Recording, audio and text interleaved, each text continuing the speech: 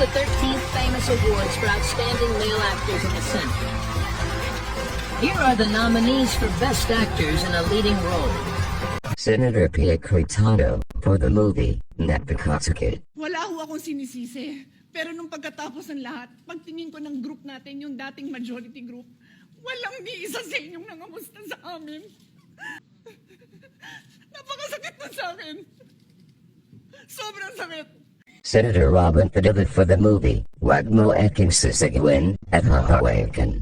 Manuwala Ka Sa Akin. Hindi mo ako pinalalamon para sabihin mo, magdawal mo. Huwag mo mahawakan. Maniwala ka sa akin. Di kita tinakot? Ako ba nang takot? Ako nang takot sa'yo? Ikaw nga naninigaw. Senator Rodandi Macoleta for the movie Wag Poteng Magawaway. Di Carl Posnasadya ang paglihis ang investigasyon. Huwag po tayo mag-away-away. Ang ating pong hinahanap ay katotohanan lang.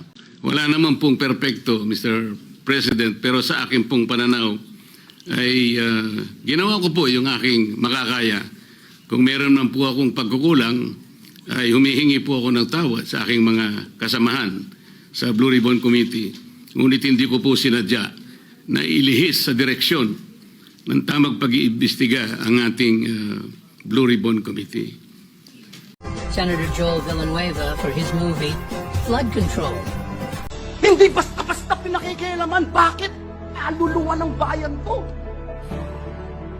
Senator Bato de la Rosa for his movie Missing in Action. Ayaw kasi nandun sa Republic. Kung hindi mo papasok, kinahayap mo ako. Di ba? May papasok ako, tatanungin niyo ako, bakit ako papasok? Senator Alan Peter Cayetano for his movie Under Attack.